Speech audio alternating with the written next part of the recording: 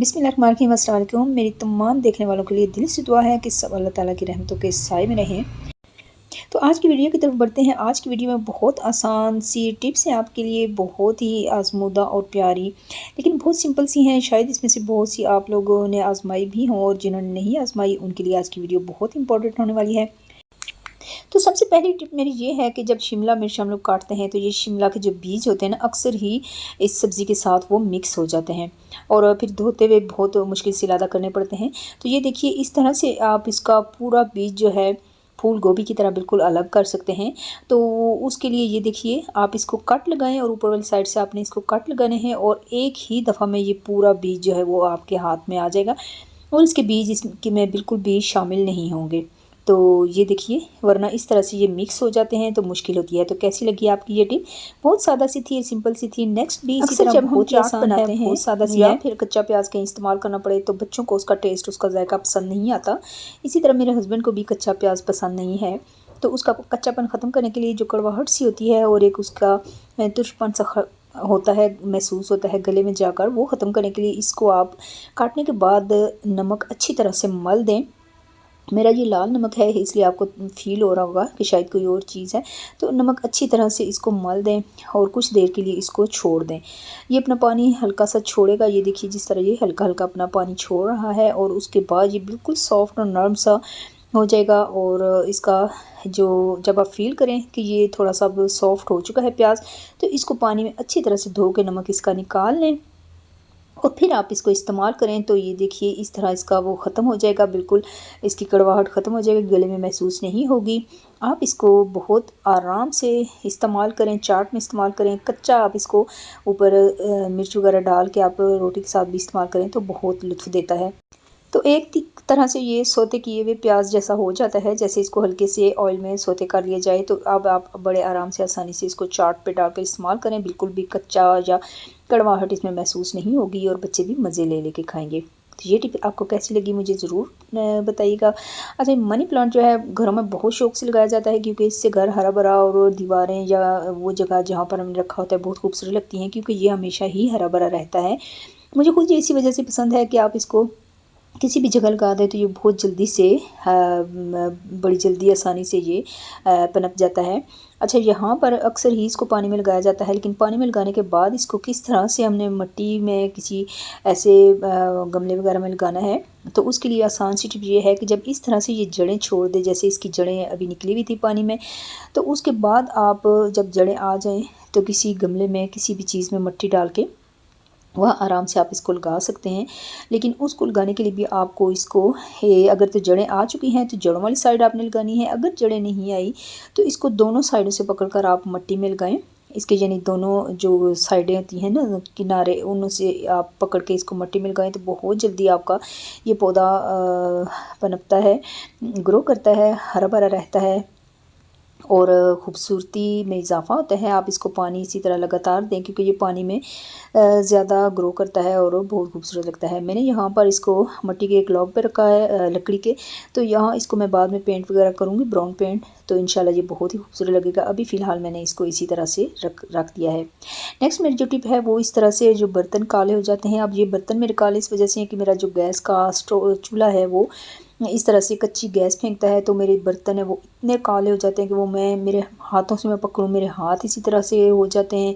मैं जिस जगह उनको रख रही होती हूँ वो जगह मेरी किचन का जो काउंटर टॉप है वो इसी तरह से ये देखिए ख़राब हो चुका होता है और मुझे बहुत प्रॉब्लम होता है। दिन में एक टाइम में 3-4 बर्तन भी अगर रखे जाए ना तो काउंटर टॉप का बुरा हाल हो जाता है।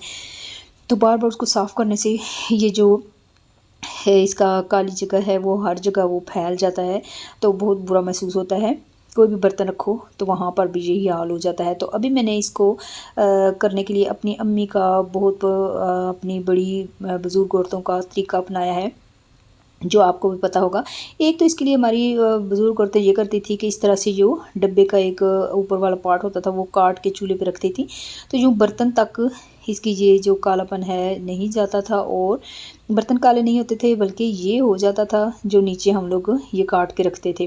तो एक तो ये भी मैं करती हूँ, लेकिन उसके साथ एक और आसान सी टिप ये है कि आप इस तरह से, आपके पास कोई भी इस तरह का बर्तन है तो उसको आप इस ढक्कन है तो उसको आप इस्तेमाल कर सकते हैं। किसी बकेट का किसी और इस्तेमाल किए हुए आपके पास पड़े हुए हैं डब्बे वगैरह, तो उनका इस तरह का है तो उस पर आप रख सकती हैं।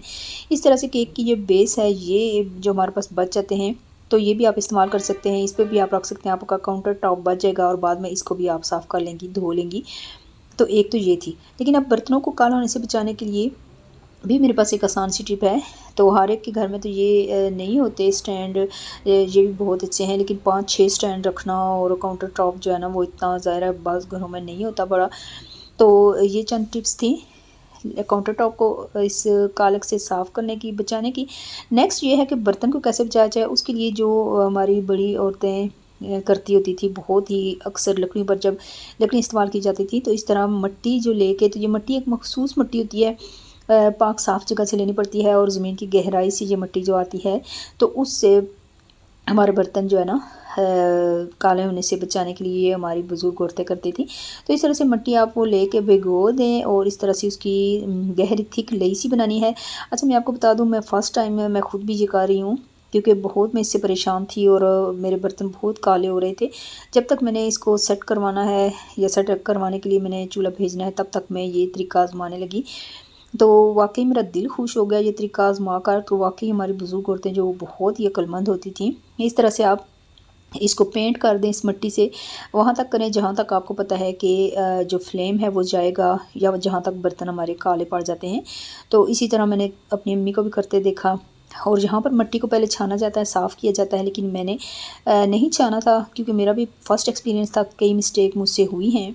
तो आप ज़रूर पहले छानिएगा, छान के फिर उसको इस्तेमाल कीजिएगा, बहुत अच्छी तरह इसका ये पेंट होगा। ये देखिए जैसे कि मैंने अब ये लगा दिया है और मुझसे बहुत सफाई से नहीं लगा, आप देख सकते हैं कहीं से ज़्यादा है कहीं से कम है, लेकिन चलिए बहरहाल गुजारा हो गया। अब इसको रख के तो खुश्क कर लिया मैंने, ये खुद ही कुछ देर में खुश्क हो जाता है। तो ये खुश्क होने के बाद अब इस्तेमाल के बाद मैं आपको दिखाती हूँ कि किस तरह से इसके ऊपर से वो जो आग की कालक थी वो कैसे उतरेगी और कैसे साफ़ होगी। लेकिन ये बर्तन खूबसूरत भी लग रहा है। लेकिन अब ये देखिए, ये मैंने इस पर दूध उबाला था और ये काफ़ी ख़राब हुआ है, लेकिन मैंने थोड़ी देर के लिए चूँकि रखा था लिहाजा बहुत ज़्यादा ये नहीं हुआ था। तो अभी इसको मैं सिर्फ जस्ट पानी से साफ़ करके आपको दिखा रही हूँ और अभी मैंने इसको रगड़ा भी नहीं है, मला भी नहीं है। आप ये देखिए कि वो जितनी भी कालक थी वो मिट्टी के ऊपर आई है, बर्तन को बिल्कुल भी उसने ख़राब नहीं किया और पानी लगते ही मिट्टी उतरना शुरू हो चुकी है। मैं लाइव आपको इसलिए दिखा रही हूँ कि आप देखिए, मैंने कहीं भी यहाँ पर वीडियो रोकी नहीं है, मैंने कट नहीं की, एडिटिंग नहीं की और कहीं मैंने रगड़ा नहीं इसको, कहीं मैंने हाथ नहीं लगाया और सिर्फ मैंने इसको टैप के नीचे रखा है और ये सारी मिट्टी यानी सारी कालक विद मिट्टी इसके उतर रही है। खुद बहुत ये सारा साफ़ होता जा रहा है, आपके सामने है। और अगर इसको बिल्कुल एक उंगली से मैं रगड़ूँ तो ये भी उतर जाए फ़ौरन। मैं लाइव आपको दिखा रही हूँ। तो ये बहुत ही अच्छा तरीका है। अगर आपका चूल्हा इस तरह से फ्लेम कच्ची गैस छोड़ता है और आपके बर्तन काले हो जाते हैं तो आप इस तरह से मिट्टी की पेंट उस पर कर दें और ये देखिए आपके सामने सारा इसका ये कालापन जो था, काल्क थी, ख़त्म हो गई है। और अब ये देखिए मिट्टी हल्की हल्की अभी भी इसको लगी हुई है। अभी मैं हाथ की मदद से ये आपको दिखा रही हूँ। आप देखिए, आपको यकीन आएगा कि मैंने अभी तक इसको हाथ नहीं लगाया था। अब इसको आप चाहें तो साबुन से आप इसको धो लें। लेकिन देखिए बर्तन, पहले मेरे बर्तनों का क्या हाल था जो मैंने आपको स्टार्ट में दिखाया, और अब उसके बाद ये मिट्टी के पेंट के बाद मेरा बर्तन कितने अच्छे से साफ़ हुआ है।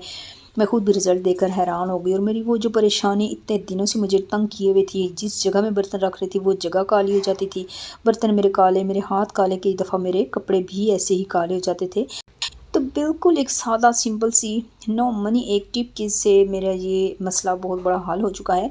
अगर आपके साथ भी ये मसला है तो यकीनन ये टिप आप आजमा कर बहुत खुश होंगे। अगर मेरी आज की वीडियो आपको पसंद आई है तो लाइक शेयर ज़रूर कीजिएगा, और चैनल पर नए हैं तो आप सब्सक्राइब करके ज़रूर जाइएगा और कमेंट्स करके बताइए कि मेरी वीडियो आपको कैसी लगी है। यहाँ पर मेरी वीडियो तकरीबन ख़त्म हो चुकी है। वीडियो ख़त्म करते हैं और अपना बहुत सारा ख्याल रखिएगा, दुआओं में याद रखिएगा। फिर मिलेंगे इंशाअल्लाह। अल्लाह हाफिज़।